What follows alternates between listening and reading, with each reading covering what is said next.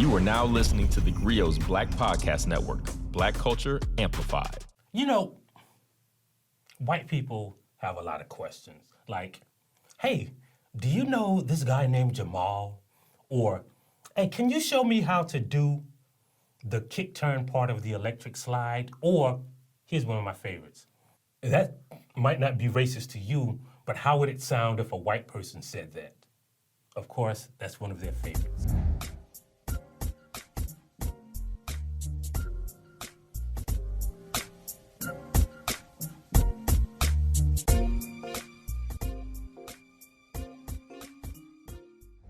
Today we're going to talk about reverse racism because, you know, white people love to say that black people are being racist against white people if we make fun of how they clap or how they dance or how they season their food or anything, right?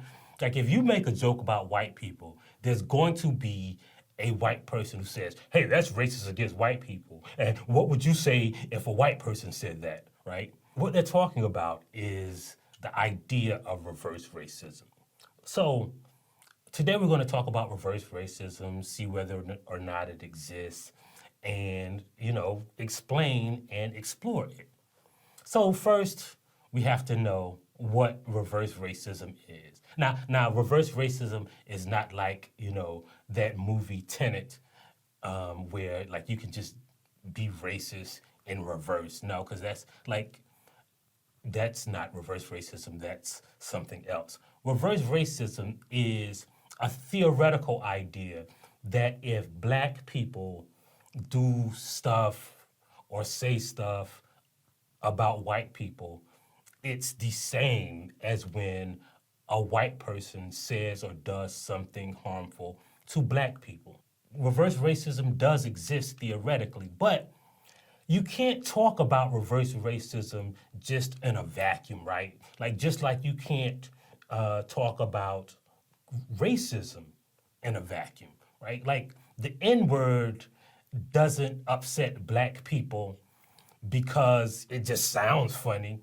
You have to contextualize it with the history of that word, with what it usually accompanied, right? It was used when they lynched people. It was used to dehumanize people. It was used to extract labor from people. So, like it's not the word necessarily, it's all of the things that are attached to that word through things that white people actually did. So even though like calling a white person a colonizer or a cracker, no, not a cracker, because see, and we're going to get into this, but cracker is actually a word that has historical context, right?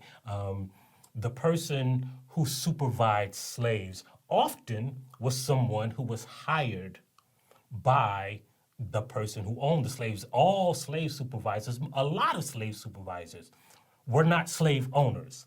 They were people who were chosen because they were brutal and they were chosen to keep slaves from escaping, from being lackadaisical, from running away.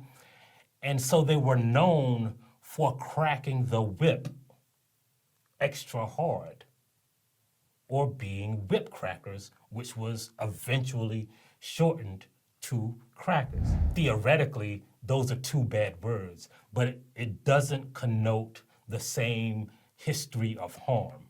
The same is true with reverse racism, right? Just because it's theoretically possible doesn't mean that it is a scourge that we should be addressing. Because like, okay, theoretically, there are dogs that can meow, but that doesn't make the dog a cat, right? It's just one symptom or one characteristic of being a cat is meowing, right? The dog doesn't have cat whiskers. It can't make kittens. All of those things are true for reverse racism, right? Just because a black person can say or do something doesn't make it racist because they can't conjure up the same history and systemic harm that is indicative of regular Dollar Tree historical racism. There are a lot of examples of that, right? Like you'll always find someone, whenever you mention something about racism on social media, there'll be somebody who says like they grew up in a black neighborhood and black people made fun of them. And like theoretically that's racist, but it's not like they didn't live in a whole ass country that protected their whiteness, right? Like this guy, right? Like look at this tweet. Like this is a guy talking about he went to a Jay-Z concert and people call him a honky. Like first of all, I know he's lying because like who calls somebody a honky, right? Like do people still even use honky? Like he probably was watching the Jeffersons when he composed that tweet and just made up that story because here's the other thing, right? Like when you ever been to a Jay-Z concert? It's like mostly white people.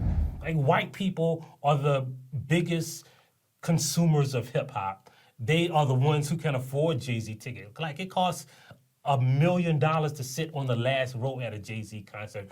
Bruh, ain't no black person surrounded by white people calling people honkies at a Jay-Z concert. I don't believe you. You need more people.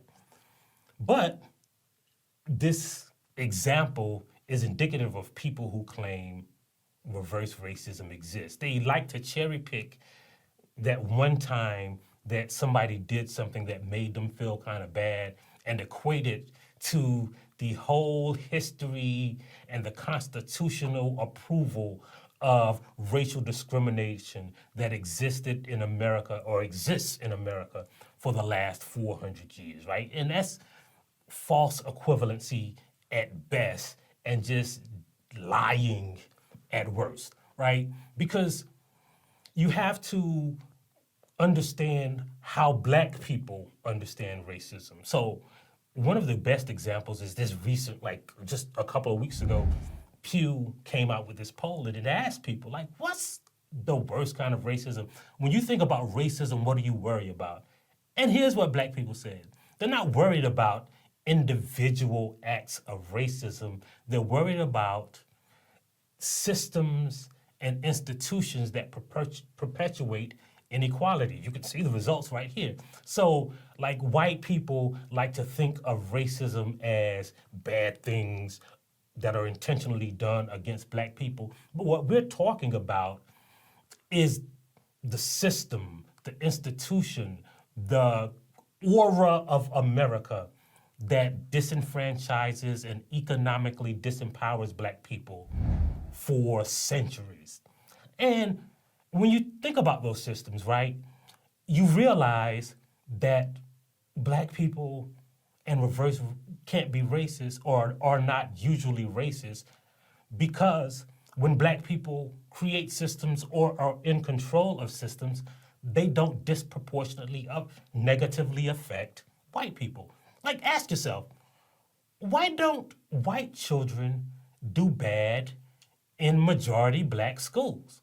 Like, when you're in a majority black school, unlike majority white schools, white children aren't disciplined at higher rates and receive harsher discipline than black kids. But the same is true when black kids, the reverse is true when black kids attend majority white schools.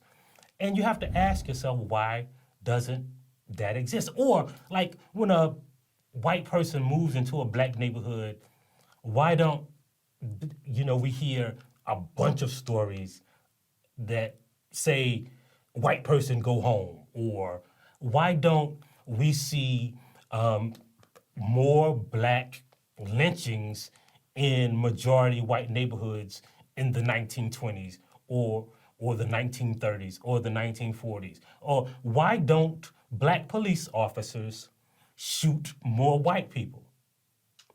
It's because reverse racism isn't systemic, it isn't widespread, and those are the things that we're talking about when we talk about racism. For instance, like, why do you think that black people watch white movies or TV shows? I mean, there are studies like this one that shows that the reason that black shows and black movies are taken off TV is because white people generally don't consume black entertainment. If there's a majority black cast, white people won't watch it. But, black people, we watch Game of Thrones, right? We watch, I don't know, what's something white on TV? Everything on TV, because black people don't perpetuate reverse racism. It's something that white people made up in their head to paint themselves as victims when they want to dismantle the arguments of racism.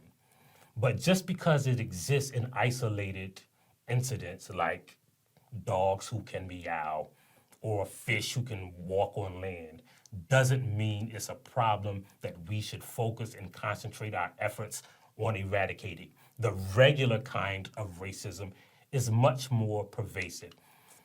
And if, let's imagine a scenario where black people could be racist against white people. Let's imagine a scenario where reverse racism was real and something that we should have to worry about. Well, how could we do that? Well, first, black people would have to build a time machine. Then they'd have to codify race-based discrimination. Then they have to manufacture a philosophy that says white people are inferior. Then they have to set up a system that economically disempowered white people. Then they'd have to create a political system that disenfranchised white people, but called it a democracy. Then they'd have to erase white people's history and culture by making it illegal to teach in school. Then they'd have to arrest, incarcerate, and miseducate white people disproportionately. Then they'd have to kill every leader and demonize every movement that tried to bring about white equality or white liberation. And when they couldn't overcome all of these obstacles, we'd have to perpetuate the idea that white people are inferior because they can't overcome all of the obstacles that we created. And if they pointed out the systemic things that we created, we'd have to tell them to pull up their bootstraps or pull themselves up by their bootstraps or stop playing the victim, or ask them why they're always whining. And then, and only then, if someone on Twitter says something derogatory about white people or insinuated that white people are inferior or that black people are superior, then, they still wouldn't be racist because, after all, black people just invented a time machine. But anyway, don't forget to download the theGrio app. Don't forget to subscribe on YouTube and your favorite podcast platforms. And don't forget to tell a friend. And remember, as always, we always leave you with a famous black saying. And today's famous black saying is, black people draw heat, but white people draw blood. We'll see you next time on theGrio Daily. Thank you for listening to theGrio Daily. If you liked what you heard, please give us a 5-star review, download the theGrio app, subscribe to the show, and share it with everyone you know. Please email all questions, suggestions, and compliments to podcasts@thegrio.com.